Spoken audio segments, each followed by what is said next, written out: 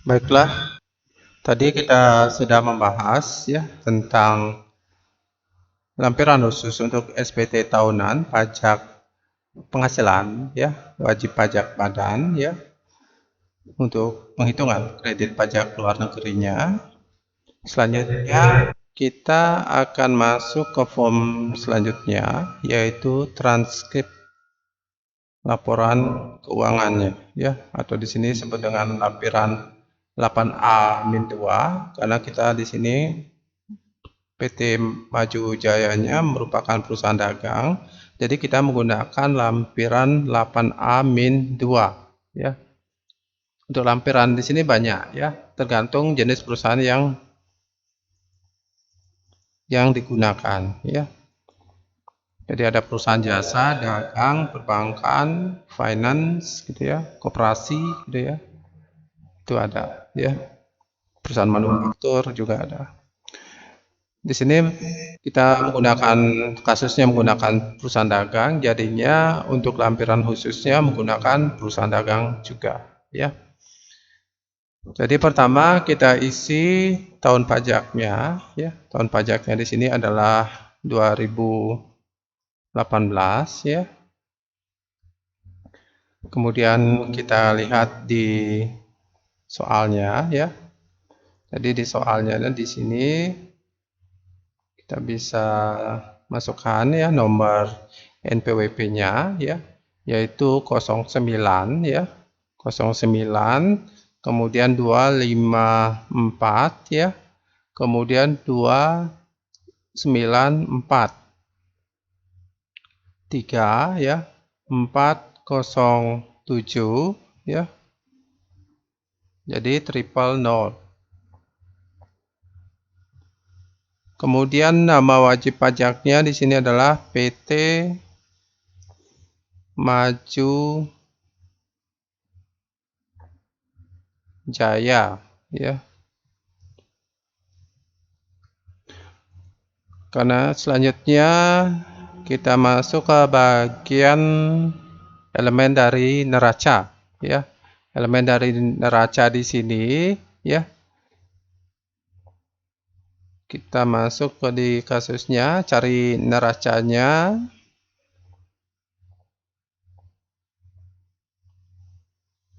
Nah ini ya. Jadi PT dari neraca PT Maju Jaya per tanggal 31 Desember 2018 ya. Pertama kita lihat pada aset lancarnya ada kas dan bank ya. Nanti untuk kas dan bank itu masuk ke dalam kas dan setara kas ya. Jadi kasnya itu adalah sebesar 1.243.706.000 ditambah dengan 1.485.500.000 ya. Jadi kas dan setara kas itu adalah totalnya sebesar 2.729.206.000. Kemudian untuk investasi sementara dinolkan ya. Selanjutnya ada piutang ya, piutang usaha pihak ketiga kita masukkan sebesar 950.500.000.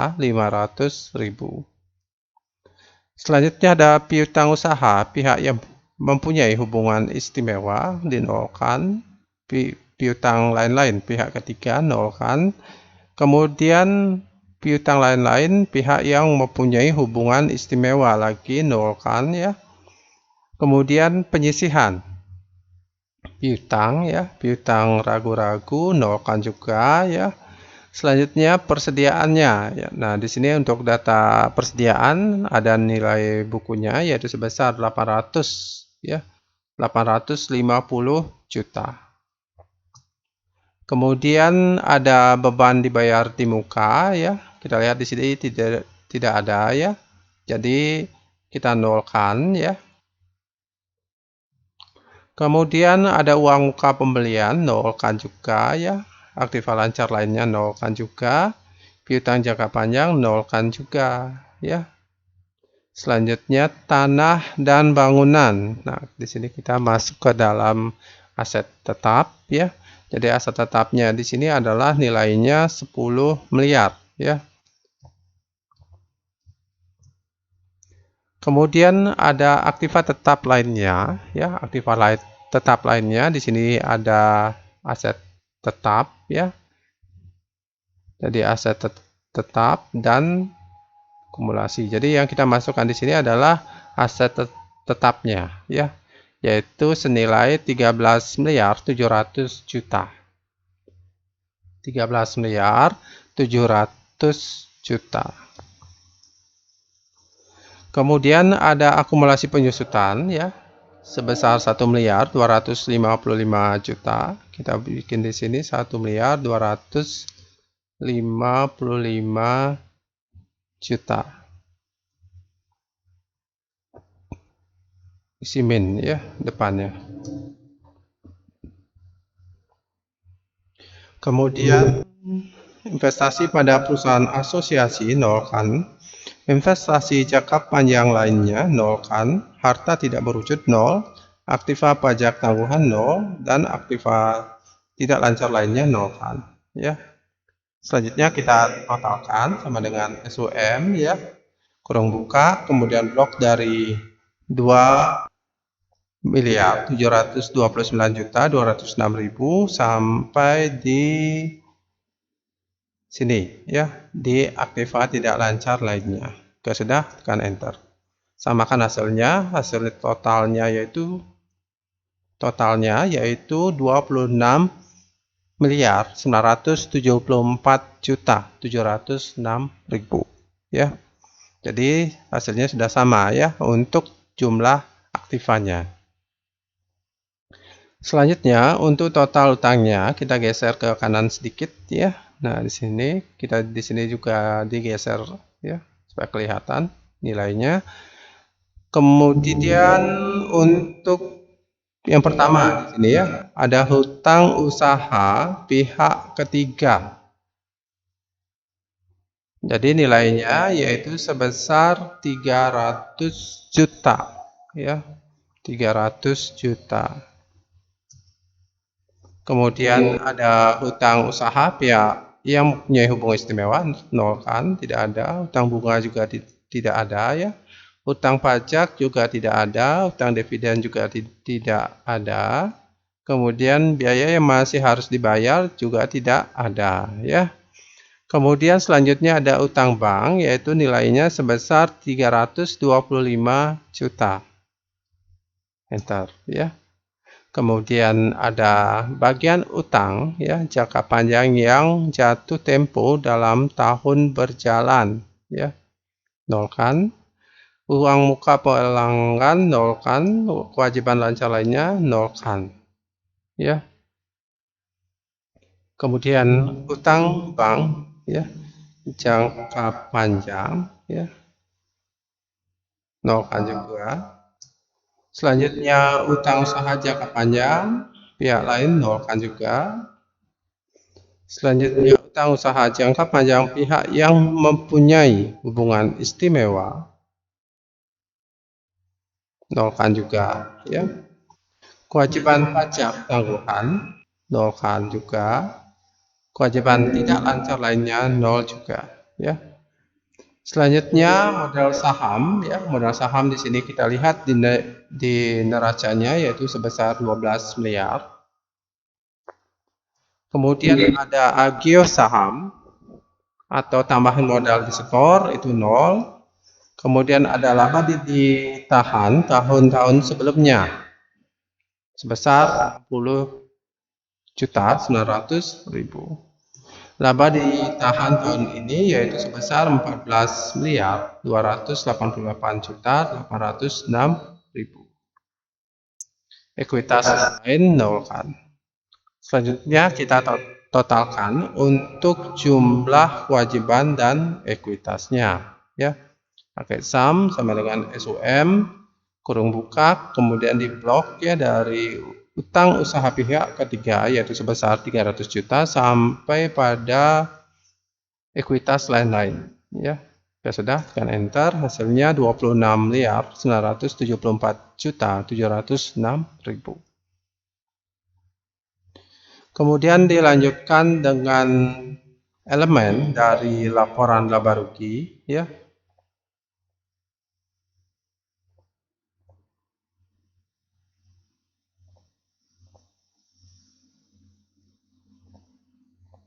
Jadi elemen dari laporan laba rugi di sini kita pindahkan lagi, ya. Kita pindahkan lagi pada transkrip laporan keuangannya supaya dia dekat dengan tabel rekonsiliasi fiskalnya, ya. Tinggal klik kanan, kemudian move of copy, ya. Kemudian pilih LK, ya. LK di sini adalah lembar kerja penyusutannya. Kemudian oke. Sehingga dia pindah supaya dia dekat dengan tabel rekonsiliasi fiskalnya. Kemudian di sini ada penjualan bersih, ya. Jadi penjualan bersihnya itu sama dengan kita lihat ke tabel rekonsiliasi fiskal itu adalah sebesar 121.503.061.000, ya. Enter. Kemudian ada pembelian, ya. Pembeliannya kita bisa lihat di data di kasusnya, ya. Di tabelnya itu tidak ada data pembelian persediaannya, ya. Barang dagangnya.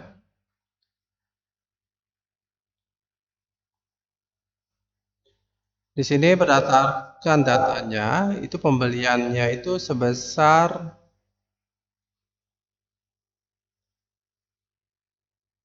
93.532.000.000.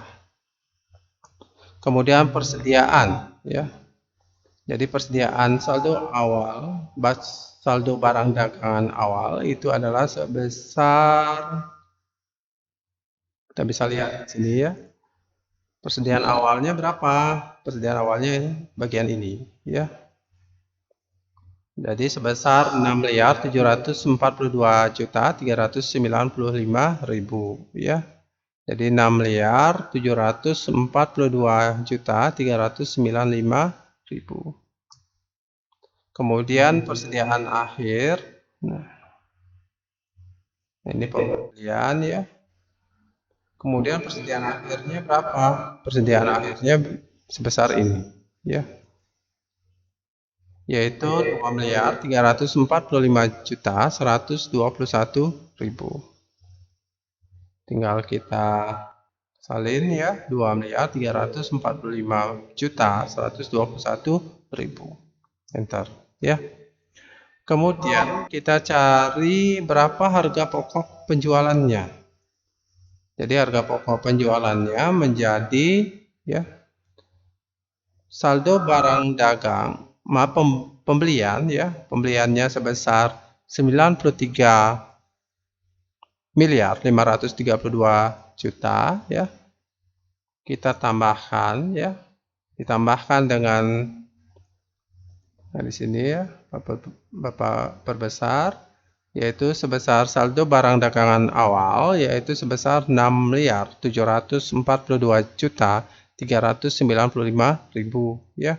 Kemudian dikurangi persediaan akhir, ya, yaitu sebesar 2.345.121.000, ya. Kemudian enter. Hasilnya 97.929.274.000 untuk harga pokok penjualannya, ya. Nanti untuk HPP bisa dilihat juga sebagai pembanding, ya. Nah, di sini Bapak buatkan sebagai pembanding di tabel rekonsiliasi itu berapa, ya. Nanti nilainya itu harus sama, ya. Ya, sudah sama, ya. Selanjutnya kita lihat laba kotornya. Di sini didapatkan dari penjualan bersih dikurangi dengan harga pokok penjualan, ya. Jadi untuk penjualan bersihnya di sini yaitu sebesar 121.503.061.000, ya.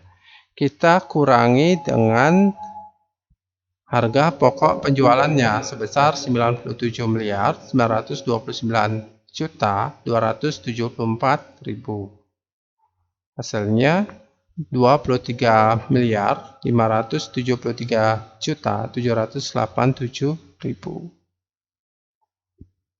Kita cocokkan di rekonsiliasi apakah sama?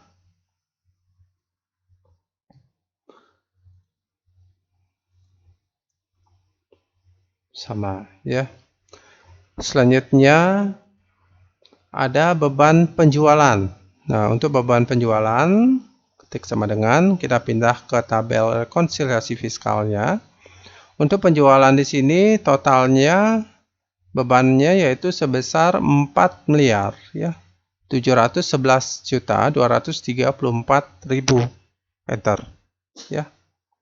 Kemudian untuk beban umum dan administrasi sama dengan kita pindah ke tabel rekonsiliasi. Kita bisa lihat nilainya itu adalah sebesar 5.388.747.000. Enter ya. Kemudian laba usaha. Jadi laba usaha di sini didapatkan dari sama dengan laba kotor ya dikurangi dengan beban penjualan ya dikurangi dengan beban umum dan administrasi ya. Hasilnya itu adalah sebesar 13.473.806.000. Kemudian penghasilan atau beban lain ya. Itu sebesar berapa? Sebesar sama dengan ya kita pindah lagi ke tabel rekonsiliasinya itu sebesar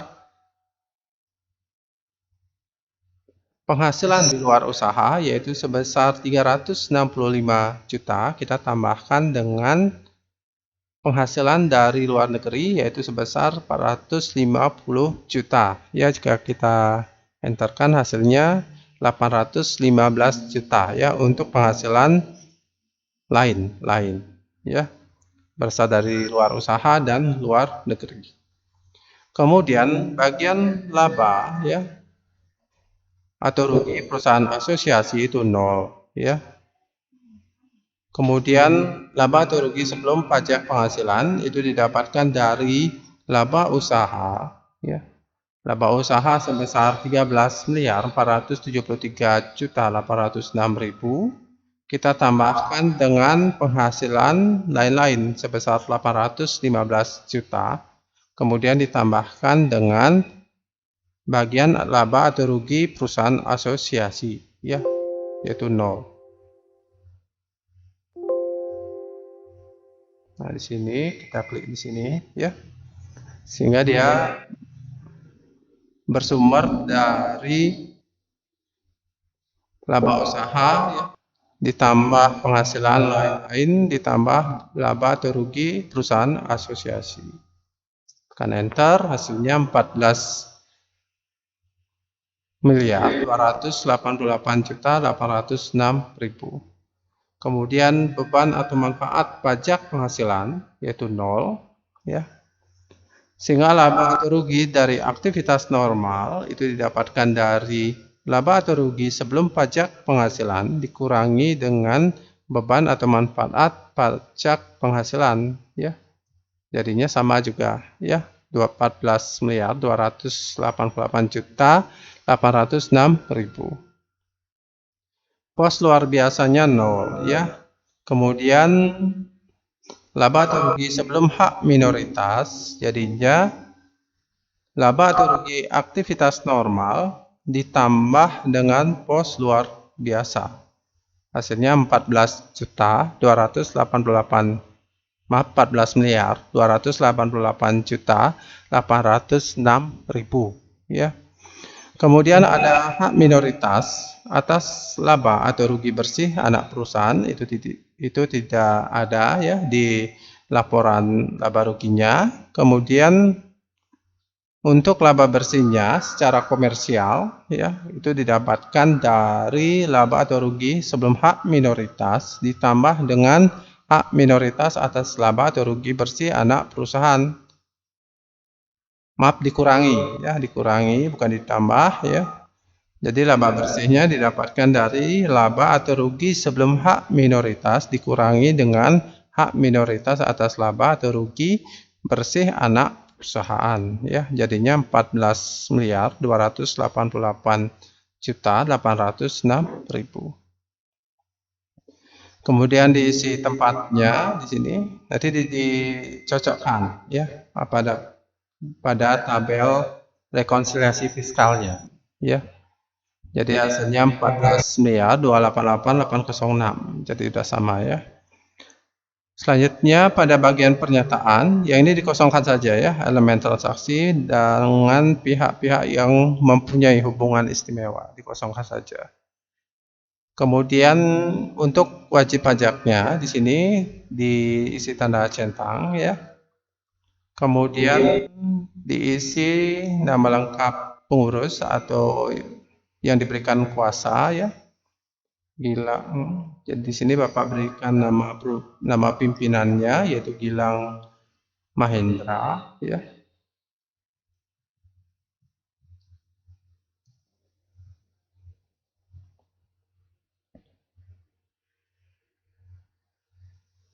Jika masih bisa diisi gelar silahkan bisa diisi ya. SE MM ya.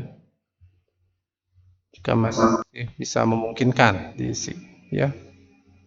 Atau tidak usah diisi juga tidak apa-apa ya. Atau dikosongkan saja gelarnya ya. Yang bagian di sini tadi bagian apa itu ya? Pajaknya. Nanti kita lihat apakah ada gelarnya. Kita hapus saja nanti gelarnya. Kemudian di sini diisi tempatnya, yaitu Semarang, ya. Semarang. Tanggalnya 30 ya, 30 April ya, 2019 ya. Namanya Gilang Mahendra. Jika sudah kita pindahkan ya transkrip laporan keuangannya, klik kanan membuat copy, kita pindahkan di setelah kredit pajak luar negeri. Berarti kita klik di sini adalah 1771 lampiran 6 ya. Klik OK. Kita lihat di kredit pajak luar negerinya. Nah, di sini dihapus saja ya gelarnya, tanpa gelar ya. Biar sama. Ini juga dihapus saja tanpa gelar. Biar sama ya semua. Selanjutnya untuk transkrip sudah kita isi ya. Untuk lampiran berikutnya yaitu lampiran 1771 ya, lampiran 6-nya ya. Kita akan bahas untuk sesi berikutnya. Terima kasih.